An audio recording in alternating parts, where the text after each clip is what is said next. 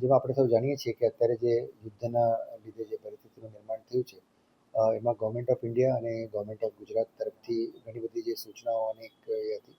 આ બાબતમાં આપણે એક ડિસ્ટ્રિક્ટ ટાસ્ક ફોર્સની પણ રચના કરી છે, જેમાં જે કન્સર્ન્ડ જેટલા પણ ડિપાર્ટમેન્ટ્સ છે અને ગવર્મેન્ટ ઓફ ગુજરાત અને ગવર્મેન્ટ ઓફ ઇન્ડિયા તરફથી અમુક જે પ્રાયોરિટીઝ અને એસેન્શિયલ સર્વિસીસ જે નક્કી કરવામાં આવી છે એમને રેશનલાઇઝેશન માટે એક કમિટીની પણ નક્કી કરી છે.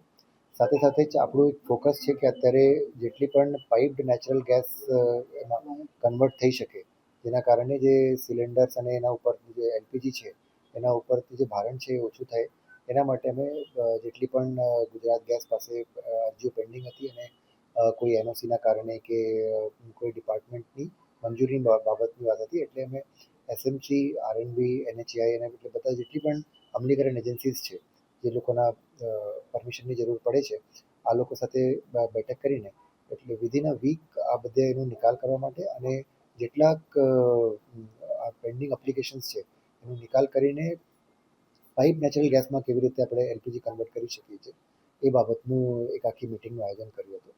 આ સાથે જ હું આપના માધ્યમથી બધા જે ગ્રાહકો છે એમને પણ જણાવવા માગું છું કે ડોમેસ્ટિક એલપીજી અને જે એજ્યુકેશનલ ઇન્સ્ટિટ્યુશન્સ છે, હોસ્પિટલ્સ અને બીજી એસેન્શિયલ સર્વિસીસ માટે જે જરૂરી એલપીજીના જે સપ્લાય છે એ એમાં કોઈ ઇશ્યુ નથી.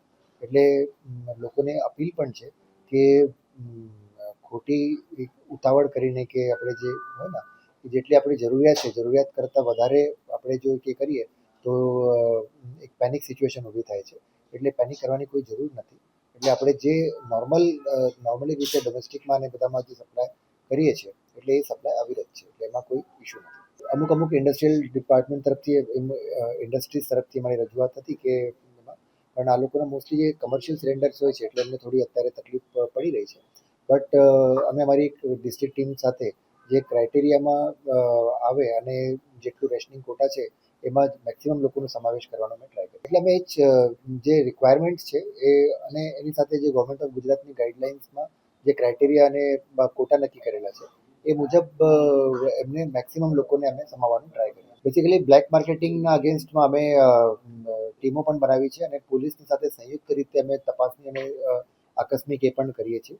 અને આજે એક હેલ્પલાઇન નંબર પણ જાહેર થયો છે, તો એમાં પણ કોઈ ફરિયાદ હોય કે આ ટાઈપની જેટલી પણ ફરિયાદો હોય એને નિપટવા માટે અને એમના ઉપર સ્ટ્રિક્ટ એક્શન લેવા માટે આજે મેં બધી ટીમને સૂચના આપી છે. ઓલમોસ્ટ 200 જેટલી અરજીઓ જે છે પાઇપલાઇનની આપણી પાસે એક પેન્ડિંગ છે.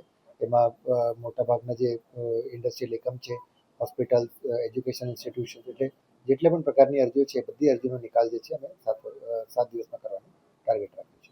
સ્ટોક જે છે એ બધું ઓઇલ મેનેજમેન્ટ કંપનીઝ છે એ બધું મેનેજ કરે છે અને સરકારની પ્રાયોરિટી મુજબના હવે પૂરતો સ્ટોક અવેલેબલ છે. અમે એના માટે ડિવાઇસ કર્યું છે ગેસ કંપનીઝ અને જે એલપીજી કંપનીઝ છે એમની સાથે અમે જે એમનું ડેટાબેઝ છે એમનું ડેટાબેઝ સરખામણી કરીને વી આર ટેકિંગ એક્શન.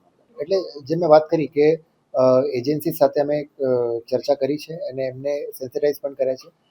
મીડિયાના માધ્યમથી લોકોને પણ સેન્સિટાઇઝ કરીએ છીએ કે કોઈ પેનિક કરવાની ખોટી જરૂર નથી. તો જેમ કે લોકો પેનિક કરે તો એમાં જે કૃત્રિમ અછત છે એ સર્જાઈ શકે, એટલા માટે લોકોને એ કરીએ છીએ કે ભાઈ જે નોર્મલ રીતે આપણે યુઝ કરીએ છીએ એલપીજીનું સિલિન્ડરનું એટલે એ રીતે જ થાય ડોમેસ્ટિક અને એમાં કોઈ ઇશ્યુ નથી.